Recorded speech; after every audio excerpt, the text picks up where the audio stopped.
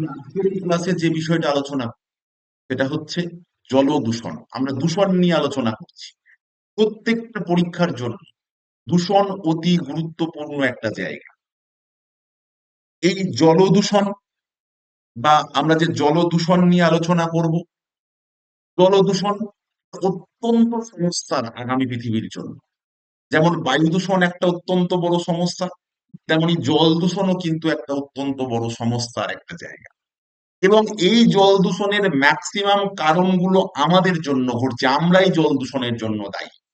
এবং জল দূষিত হতে হতে এমন একটা জায়গায় গিয়ে পৌঁছেছে, এমন একটা জায়গায় গিয়ে আমরা পৌঁছেছি, বিশুদ্ধ জল পাওয়া আজকে বড় সংকটের হয়ে গেছে।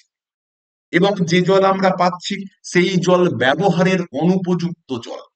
এবং জল এমন ভাবে দূষিত, জল দেখলেই আমাদের ভয় লাগছে। এই জল আমাদের নানা রকম রোগের কারণ হয়ে দাঁড়াচ্ছে।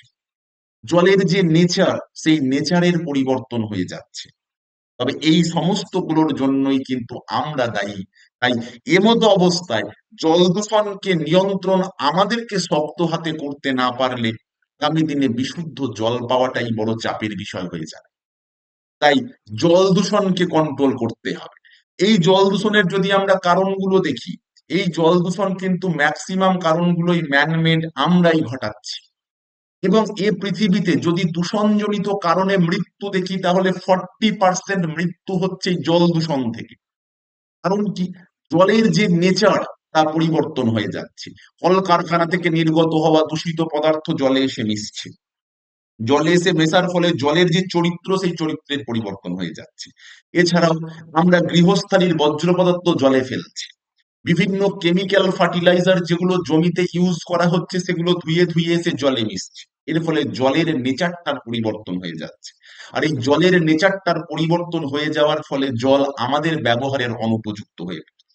এবং যতদিন যাবে, যত এই দূষণ না আমরা কন্ট্রোল করতে পারি, তাহলে আর কখনোই ভালো বিশুদ্ধ জল পাওয়া যেন একটা চাপের বিষয় হয়ে যাচ্ছে। কারণ কি? বিভিন্ন উৎস থেকে দেখবে আমাদের সরকার বিভিন্ন ভাবে বলছে, দেখবে গঙ্গা দূষণের জন্য গঙ্গা দূষণ অ্যাকশন প্ল্যান নিয়েছে।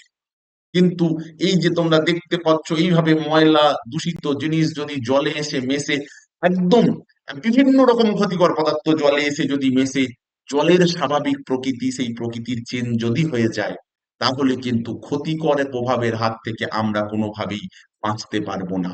তাই জল দূষণ বড় মাথা ব্যথার কারণ। তাহলে এই জল দূষণের ফলে কি সমস্যা হচ্ছে? জল দূষণের ফলে সমস্যা প্রথমেই যদি আমরা বলি, তাহলে আমাদের হিউম্যান হেলথ নানাভাবে বিপর্যস্ত। কলেরা, ম্যালেরিয়া, টাইফয়েড, বিভিন্ন রকম ওয়াটার বর্ন ডিজিজ হচ্ছে। এবং সব থেকে যদি বড় সমস্যা বলি, তাহলে আমাদের জল দূষণের কারণে, অর্থাৎ আমাদের কারণে হওয়া জল দূষণের জন্য জলজ প্রাণীরা আজ বিপর্যস্ত। যদি জলজ প্রাণীদের বিপর্যস্ততার প্যারামিটার দেখি, যদি জলজ প্রাণীদের বিপর্যস্ততার মাত্রা দেখি, মাথা খারাপ হয়ে যাবে আমাদের। কিরকম? এই জন্য একটা টার্ম আমাদের জানতে হবে, যে কোনো পরীক্ষার জন্য অত্যন্ত গুরুত্বপূর্ণ টার্ম।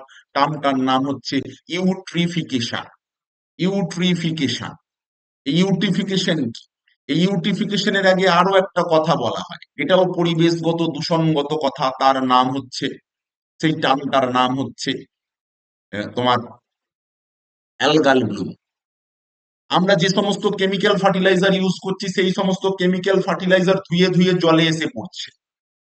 জলের উপরই যে স্তরটা আছে, দেখো উপরই স্তরটা একদম চাপ সবুজ একটা একটা একটা আস্তরণে যেন ঘেরা থাকছে। এই আস্তরণে ঘেরা থাকার ফলে এই একটা চাপ আস্তরণে একটা অ্যালগি তৈরি হচ্ছে। এর ফলে জলের নিচেই যে সমস্ত প্রাণীরা রয়েছে, তারা অক্সিজেনের অভাবে ভুগছে। কারণ এই যে উপরের যে লেয়ারটা, এই লেয়ারটা জলে দ্রবীভূত অক্সিজেনকে অ্যাবজর্ব করে নিচ্ছে। ফলে এই জলে যে সমস্ত প্রাণী ছিল, যারা এই জলে দ্রবীভূত অক্সিজেনের উপর ডিপেন্ড করে বাঁচতো, তারা অক্সিজেনের অভাবে মারা যাচ্ছে। এই দুটো টার্ম মনে রাখতে হবে, ইউট্রিফিকেশন এবং অ্যালগাল ব্লুম, যে টার্মিনোলজি দুটো জল দূষণের সঙ্গে যুক্ত। এরপর আরো একটা অত্যন্ত গুরুত্বপূর্ণ টার্ম আমাদের মনে রাখতে হবে, যেটাও জল দূষণের সঙ্গে যুক্ত। সেটা হচ্ছে বায়োলজিক্যাল অক্সিজেন ডিমান্ড বা বিওডি। বায়োলজিক্যাল অক্সিজেন ডিমান্ড কি? একটা জলে, একটা নির্দিষ্ট পরিমাণ জলে প্রাণী আছে, উদ্ভিদ আছে, ফাইটোপ্ল্যাঙ্কটন, জুপ্ল্যাঙ্কটন, বিভিন্ন জিনিস রয়েছে। সেই সমস্ত জীবেদের যে অক্সিজেনের প্রয়োজন, তারা তো পরিবেশ থেকে অক্সিজেনকে টেনে নেবে না। তাদের জীবন ধারণের জন্য যে অক্সিজেনের প্রয়োজন, যেটা ওই জলের মধ্যে দ্রবীভূত থাকা অক্সিজেন, সেই জলের মধ্যে দ্রবীভূত থাকা অক্সিজেনের অভাব যদি দেখা যায় তারা মারা যাবে, তাহলে ইউট্রিফিকেশন বা অ্যালগাল ব্লুমের ফলে কিন্তু ওই জলে দ্রবীভূত অক্সিজেন ধীরে ধীরে কমতে থাকছে। এদের জীবনগুলো আজকে বিপন্ন। এরপরে আরো একটা টার্ম আছে বায়োম্যাগনিফিকেশন। বায়োম্যাগনিফিকেশন কি?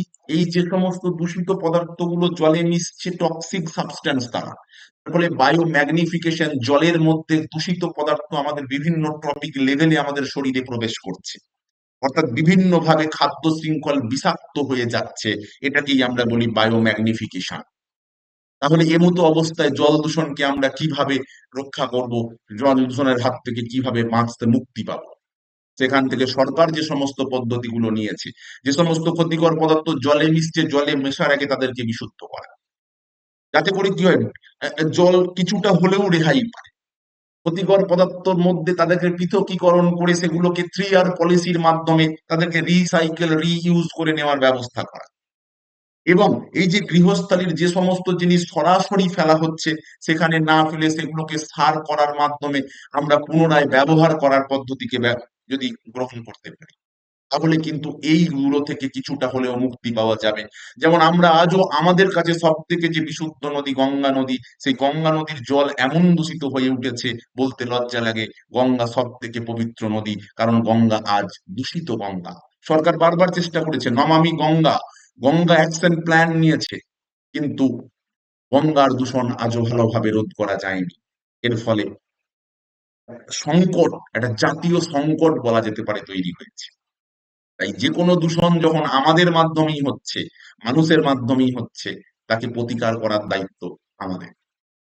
পরের দিন ক্লাসে নতুন একটা টপিক নিয়ে আলোচনা করবো। সকলে ভালো থাকবেন।